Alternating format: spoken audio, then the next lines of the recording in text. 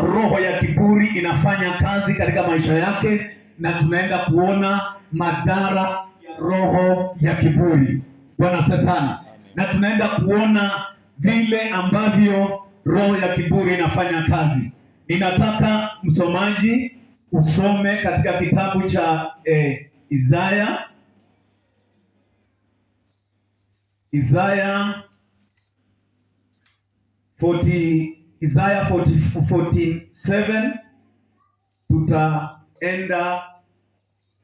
tutaenda 6 ya kiburi. Bwana asifiwe sana. Mtu amepata? Soma. Nasoma Isaya 47 Yeah. 6. Nalikuwa nimekasirika na watu wangu, naliutia kunajisi urithi wangu. Nataka uruke kwa sababu ya wakati, usome 10. Maana umeutumainia ubaya wako. Maana umeutumainia, huyo ni moyo wa mtu wa kiburi. Umesema hapana anionaye. Hekima yako na maarifa yako yamekupotosha. Nawe umesema moyoni mwako, mimi ndiye, wala hapana mwingine zaidi yangu mimi. Basi huyo ndio kiburi.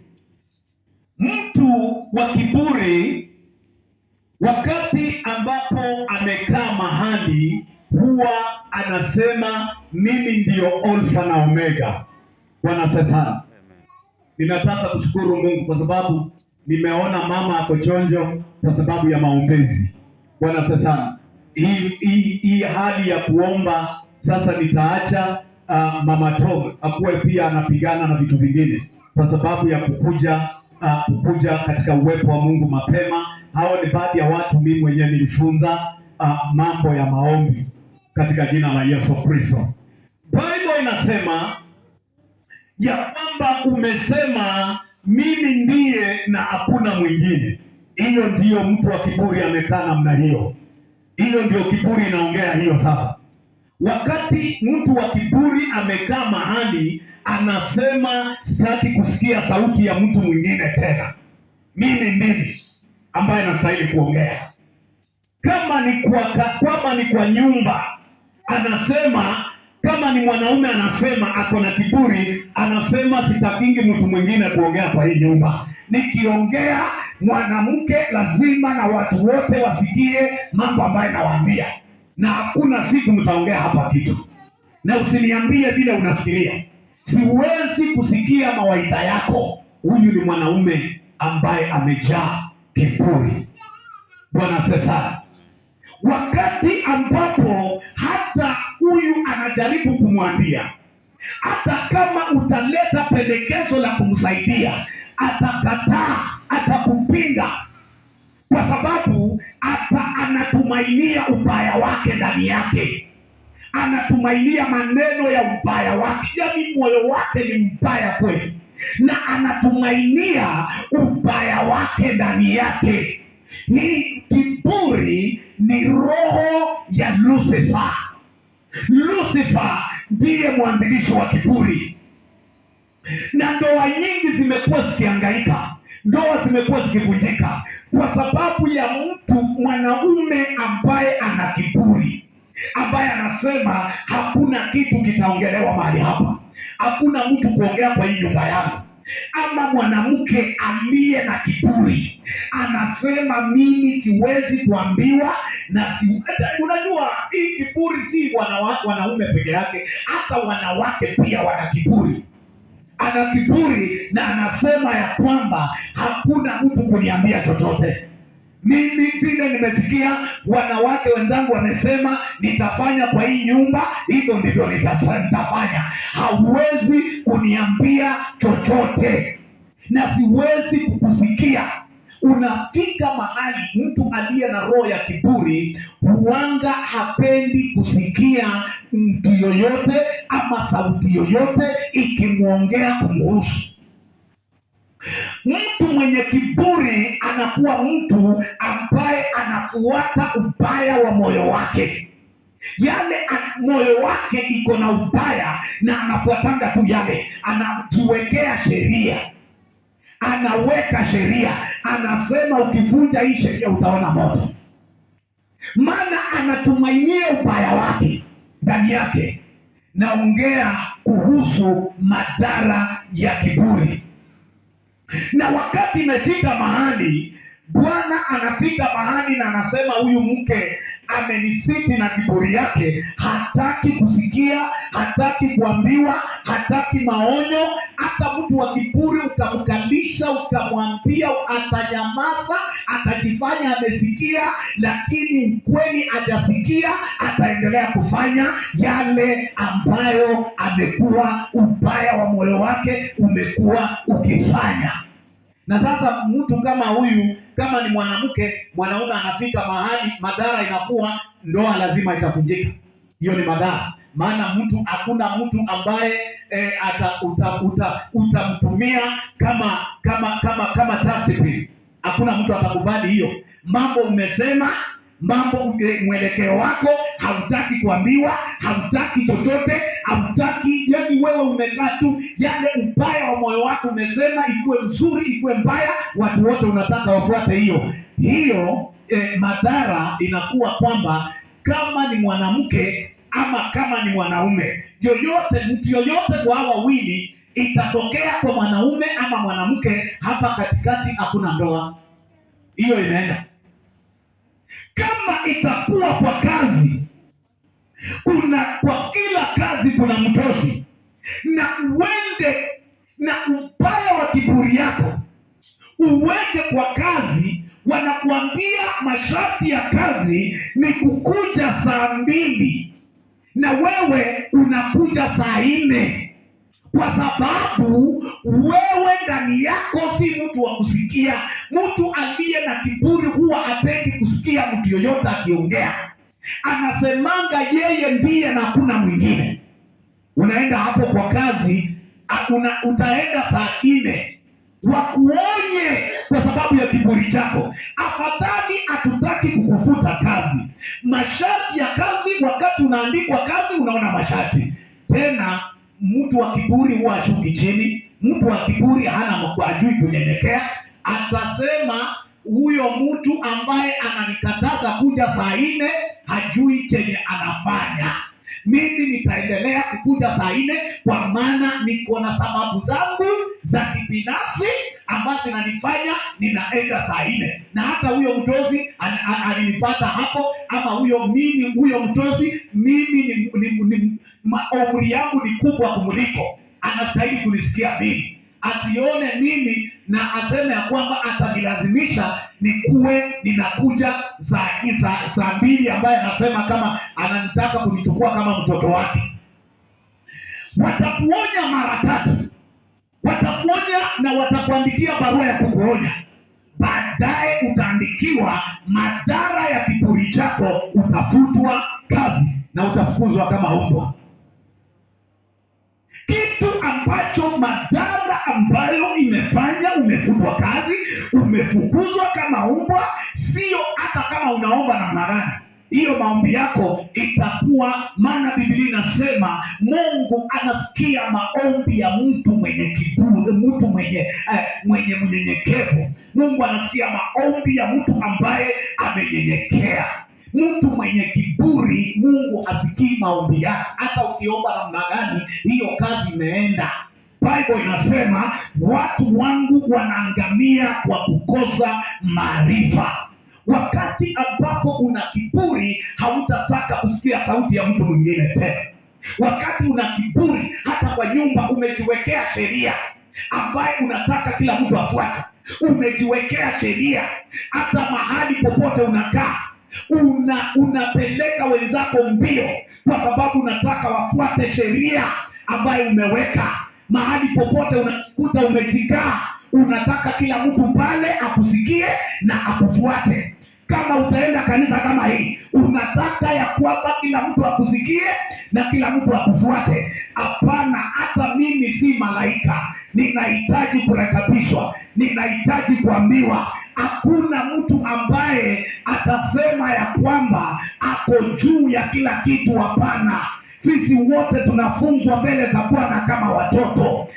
Mungu anapinga wenye kiburi na anainua wanyenyekevu. Bwana asifiwe sana.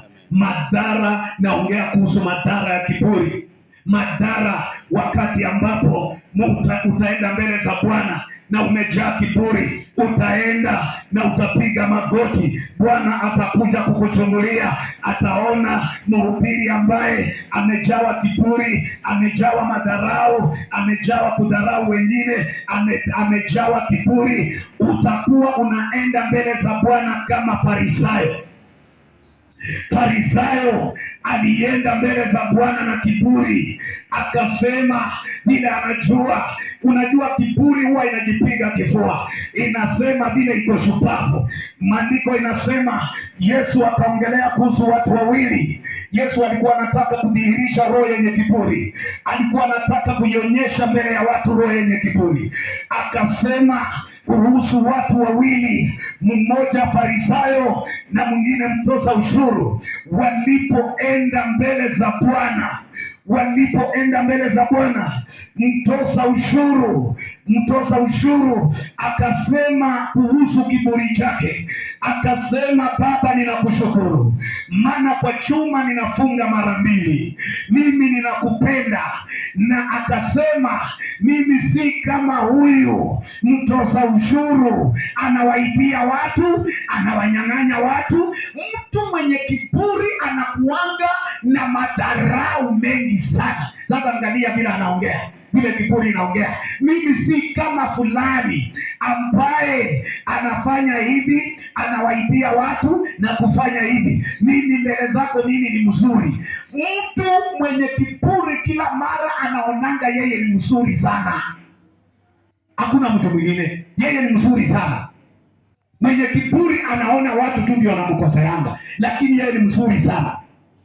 Bible inasema, Yesu akasema ya kwamba alipo moyo wake jikinai na kujiinua mbele za Bwana, alienda akiwa ajabarikiwa. Yule ambaye alijiinua, yule ambaye alikuwa na kiburi.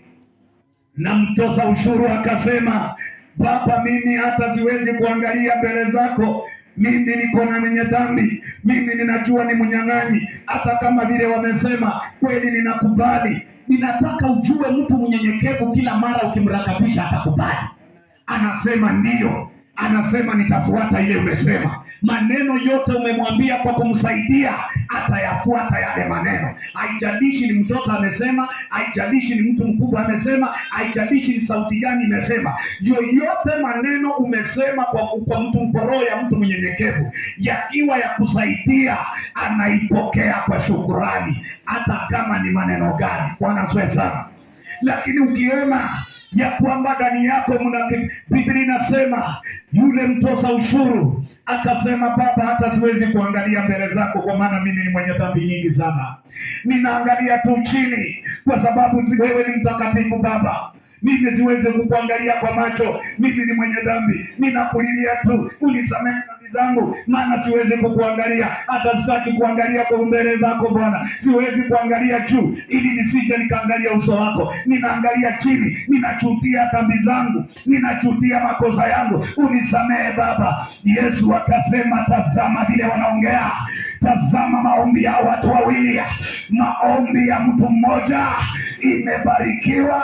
Mtoza ushuru alienda na kujikinai kwake na kujua kwake na kiburi chake, alienda hajabarikiwa. Lakini mtoza ushuru Farisayo alienda hajabarikiwa kwa sababu ya kiburi, lakini mtoza ushuru alienda amebarikiwa. Wakati alisema, aliangalia chini, Bwana akamwambia, sasa Mungu ambaye anainua wanyenyekevu akampinga mtoza ushuru na maombi zake, akaenda kando na maombi yake na akamwinua mtu huyo ambaye amesema, Baba, hata siwezi kuangalia tu, ninaangalia tu chini, maana nimekosa. Mimi ndio nimekosa, mimi ni mbaya, haya, mimi ninahitaji faraja, mimi ninahitaji kurekebishwa, mimi ninahitaji kufunzwa kama mtoto, mimi ninahitaji kuangaliwa, mimi ninahitaji kuonyeshwa njia, na istahili Bwana unitishike mkono na unielekeze.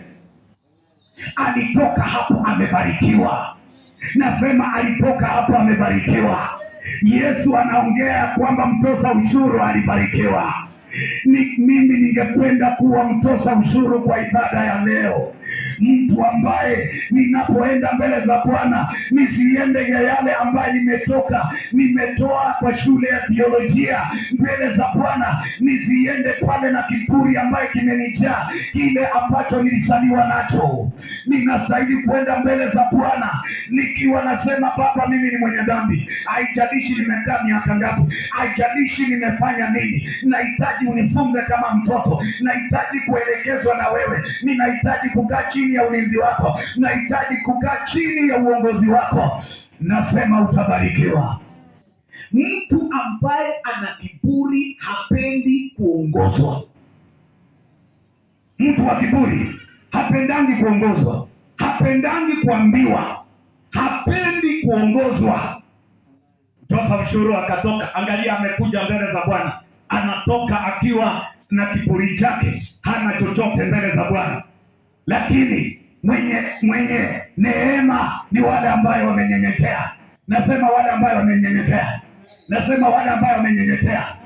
Mtu ambaye amenyenyekea kwa ibada leo, nikipiga watu wawili kofi hapa na niwache, nisiwafanyie pole, niwache Sunday, nione yule atakuja, mwana ndiye atakuja.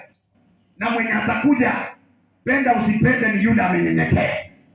Lakini mwingine atasema nyahanashi muhakanisa hakaenda kurubatia. Maandiko inasema ana ako hekaluni.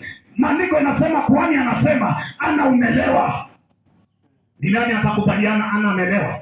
Si angesema haya kanisa Eli, kanisa ambaye anaanguka. Eli kwanza angetembea akiambia watu, Eli amewacha watoto wake wanafanya usharati madhabahuni, kanisa imeanguka. Sasa hata ana mwelekeo. Nimekuja hapo ninafunga nikiomba, tena ananiambia ya kwamba mimi ni mlevi na yeye na watoto wake ndio washarati na walevi. Mimi si mlevi. Angesema namna hiyo. Lakini kwa sababu ana moyo wa kunyenyekea, alimjibu tu, mimi sijalewa, lakini akaambia roho yake, na tena siwezi toka kanisa, na tena siwezi kukuhukumu ya kwamba hauoni, hauko na roho, maana ungekuwa na roho ungeona ninaomba. Sitakuhukumu, nitaendelea kukaa. Wakati aliendelea kukaa, ndipo maandiko inasema yule aliyesema ni mlevi, mdomo ambaye umesema ni mlevi, alisema naye Bwana akutendee haja ya moyo wako. Angalia vile katika mazingira yote mtu ambaye amenyenyekea atapata baraka. Nasema kwa mazingira yote mtu ambaye amenyenyekea atapata baraka. Ana alipata baraka kwa sababu ya unyenyekevu. Ana angekuwa mtu wa kiburi angerudi hiyo kanisa. Ana angekuwa mtu wa kiburi angeambiwa ya kwamba wewe ni mlevi, angechukua briefcase yake na amevaa hili mnaitaka nini hivi hapo ya juu, na anaanza kufanya hivi, akiringa, akienda nyumbani, akiongea maneno, akipita kwa mlango, akisema wewe na kanisa kako nimekuachia, maana Eli, wewe watoto wako ndio wanalala kwa madhabahu, wameangusha kanisa, wacha nitoke, mimi ni mtu mtakatifu, nione kanisa, nitaenda kukaa pale, lakini wewe na kanisa yako nimekuacha. Sasa sikia, kiburi yake ingemfanya hangepata Samueli, maana angeenda kwa hiyo ujira wa kiburi na angewacha neno ambalo limesema na Bwana akutendee. aliponyenyekea, alipokaa, alipokataa shetani wa kiburi, aliendelea kukaa na akasema ya kwamba, na maandiko inasema kuhani akamwambia, na Bwana Mungu wa Israeli akutendee haja ya moyo wako. Na roho ya utasa kutoka siku ile, roho ya utasa ilikufa. Nasema roho ya utasa ilikufa kwa sababu ya unyenyekevu. Roho ya utasa ilikufa. Kati ambapo tuko kanisani, unasikia unaambiwa ukuje mapema. Ninajua kuna watu kweli, kuna sababu ambazo zinawafanya mnachelewa, lakini kuna wengine ambaye hawana sababu, wanasema tutachelewa, tuone watasema namna gani. Maana ndani yake mna nini? Ana kiburi. Anasema nitawacha kuosha vyombo nione. Wala amekuwa akisema ya kwamba nioshe vyombo, nitawacha kuosha vyombo ili ya kwamba akiingia nione. Sitakuwa na usafi hapa, sitafanya hii ili nione hasira yake itafika wapi wakati atakasirika. Hiyo ni roho ambayo inaitwa kiburi. Sema kiburi. Wakati Mungu anaongea na wewe ya kwamba ukitoa fungu la 10 na sadaka, nitafungua madirisha ya mbinguni na nitakemea mulaji kwa ajili yako, nitakemea alaye. Na unaenda supermarket, wakati uko na pesa, unaokota hii, unaokota hii, unaokota hii, unaokota hii. Wakati unaenda kwa kaunta, unapata mshahara pamoja na fungu la 10, pamoja na pia kupigia mtu simu akuongeze pesa zingine ulipe kwa kaunta. Hiyo ni roho wa kiburi. Sema kiburi. Sema kiburi. Kiburi haiambiangi mtu niko ndani yako. Niko ndani yako. Matendo yako inaonyesha kama kuna kiburi ndani yako ama hapana.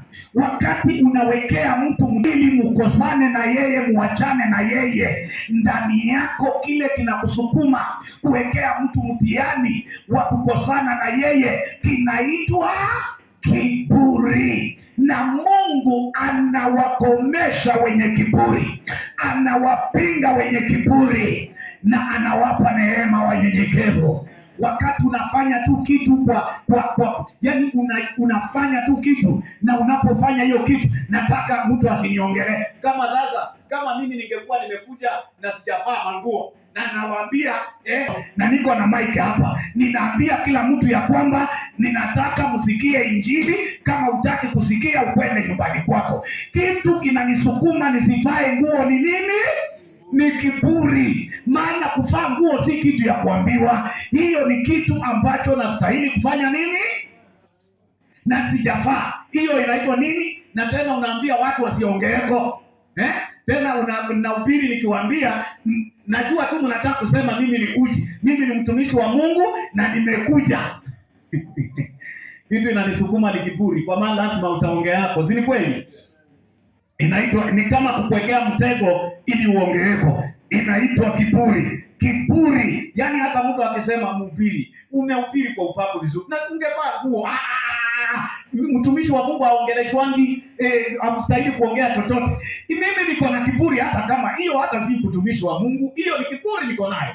Na kama niko na kiburi, nitapingwa na Mungu anayepinga watu wenye kiburi. Bwana sasa, mkichanga sadaka na mkisha changa sadaka na mulete hapa nione ni makoi, na kama bado tu mumekaa hivi na niseme ushenzi ambaye mnaleta hapa, Mungu astahili kuletea vitu kama hivi. Alafu ninakuja mkiona ninafanya hivi, ninatoa hivi, alafu ninazirusha, ama ninawaambia mkuje muone sadaka nikimwaka kwa choo, ndio mjue nimechoka. Chenye kinanisukuma ni nini?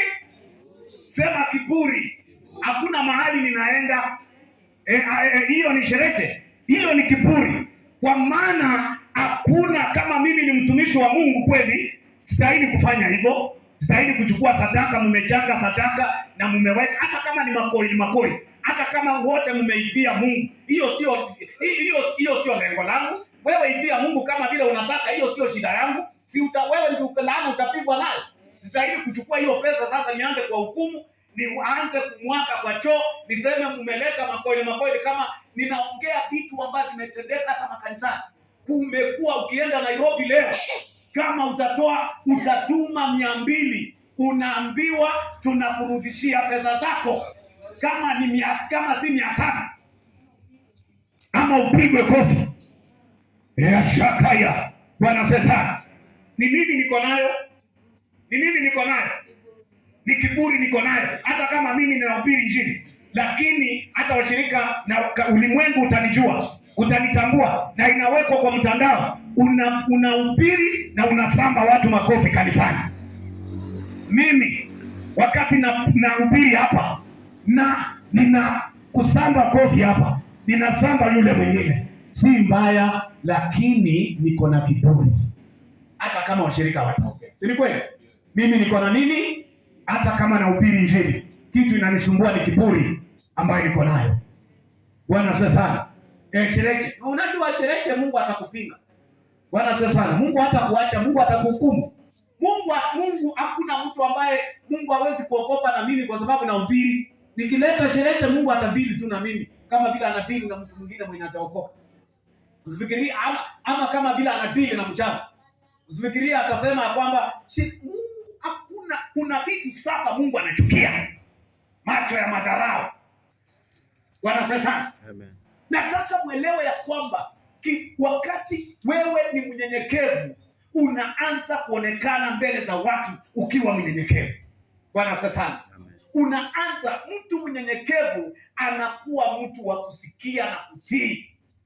Kuza jirani yako, mwambie kama wewe ni mnyenyekevu kweli, unasikia na unatii.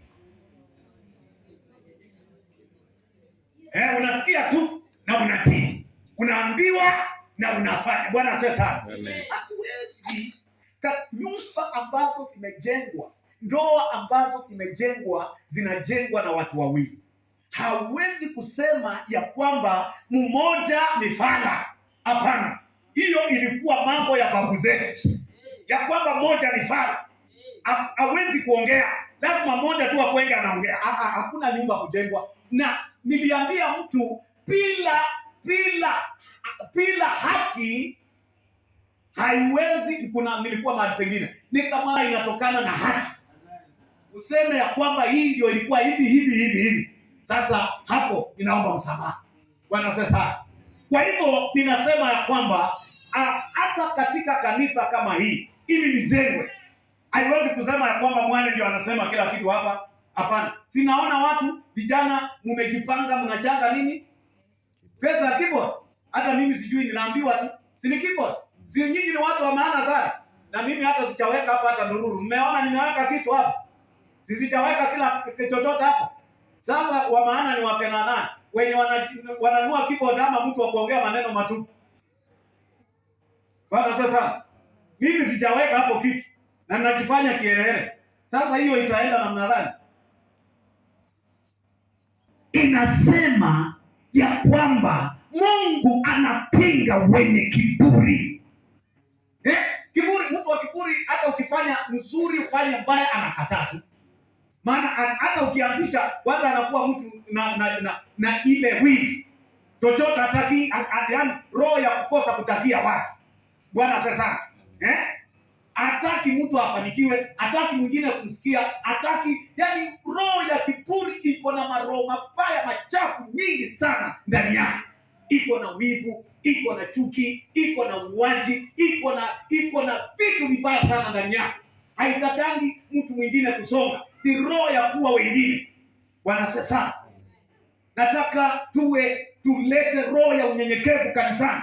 Hii kanisa ili jengwe. Inajengwa, mimi nikihubiri nikuombee na wewe lazima ukuje na mchango yako. Si ni kweli? Lazima ulete mchango yako ya mabati. Na mabati ukileta, mimi nimehubiri, baraka yoyote. Mtu wa kiburi kila mara anajipiga kifua akisema mimi bila mimi kwa hii kanisa bila mimi zinakutola nakutola zangu lako wale kwa mahana nakutola. Hakuna kutola kama mlikuwa pamoja, hakuna kutola pale. Nyinyi wote wawili ni watu wa nini? Ni watu wa maana. Bwana sasa akutola kukula kwa wote. Mnanielewa? Mundu mulaka la mwenye nakutola jula wantu biwe ni bihalaiwa jula wantu biwe ni shibaira makasita nakutola. Hakuna kutola pale.